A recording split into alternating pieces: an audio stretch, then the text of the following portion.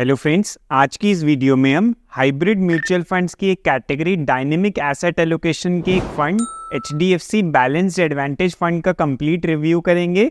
देखेंगे इसमें कैसे रिटर्न्स आ रहे हैं, कैसा इसका पोर्टफोलियो है, किस टाइप का रिस्क इसमें लिया गया है और वीडियो के एंड में हम इसको कंपेयर भी करेंगे कि कैसे रिटर्न्स इसने दिए हैं विज़ बाकी म्यूचुअल फंड जो है सेम कैटेगरी के, उससे कंपेयर करेंगे कि रिटर्न वाइज ये किस रैंक पे है। तो वीडियो में एंड तक बने रहना। और दोस्तों, ये जो HDFC बैलेंस एडवांटेज फंड पे हम वीडियो बना रहे हैं, इसके लिए एक कमेंट भी आया था जिसमें बोला गया था कि इस पे एक वीडियो बनाई जाए। HDFC बैलेंस्ड एडवांटेज फंड में अगर आप इन्वेस्ट करने की सोच रहे हैं तो 3 से 4 साल का टाइम होराइजन आपका होना चाहिए।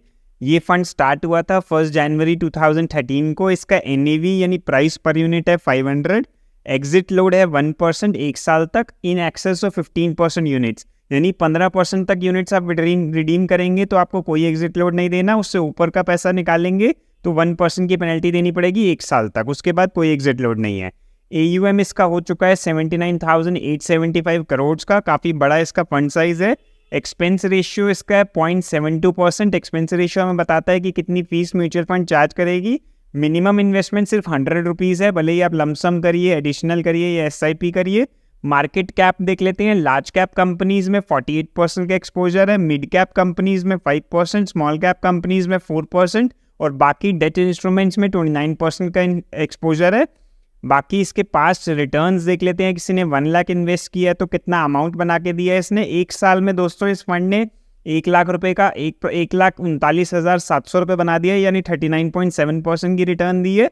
वहीं कैटेगरी एवरेज में 26% की रिटर्न आई है। 3 साल में पैसा डबल कर दिया है इसने, 199 बना दिया है। 26% की रिटर्न कैटेगरी एवरेज से काफ़ी ज़्यादा है। 14% की रिटर्न कैटेगरी एवरेज में है।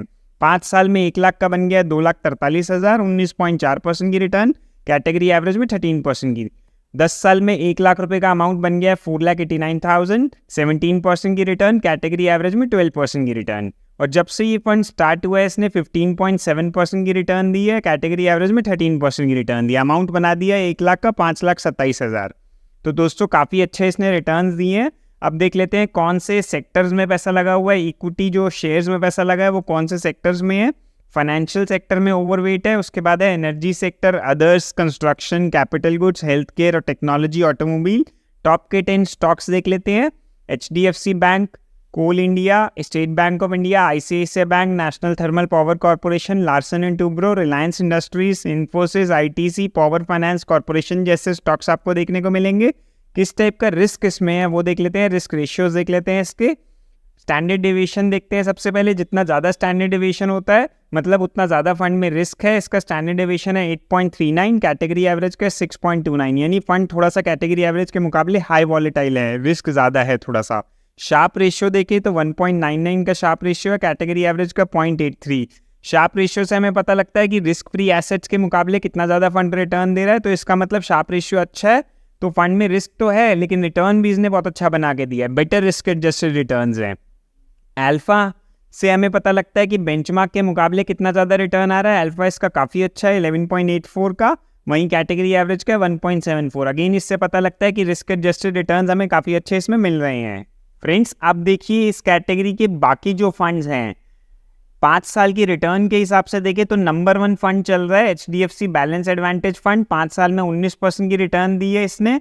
और उसके बाद जो सेकंड नंबर पे है वो है Baroda BNP Paribas balance advantage fund. 3rd number पे है Edelweiss balance advantage fund. 4th number पे टाटा बैलेंस एडवांटेज फंड और 5th नंबर पे है सुंदरम बैलेंस एडवांटेज फंड। तो 5 साल की रिटर्न के हिसाब से ये फंड नंबर 1 पे है। अगर 8 साल की रिटर्न के हिसाब से भी देखें तो नंबर 1 पे ये फंड है। 3 साल की रैंक भी इसकी नंबर 1 है और 1 साल की रिटर्न के हिसाब से देखें तो नंबर 2 पे है HDFC balance advantage fund. Friends, balance advantage funds में फंड मैनेजर इक्विटी का एलोकेशन कम कर देते हैं जब मार्केट हाई होती है और जब मार्केट लो होती है तो इक्विटी का एक्सपोजर बढ़ा देते हैं। तो इन चेंजेस करने की वजह से ये फंड थोड़ा स्टेबल हो जाता है, इसमें रिस्क भी कम हो जाता है और ठीक ठाक रिटर्न अपने को मिल भी जाता है। तो फ्रेंड्स, आज की वीडियो यही तक थी। अगर पसंद आई हो तो इसे लाइक कर देना, चैनल को सब्सक्राइब कर लेना। Thank you for watching.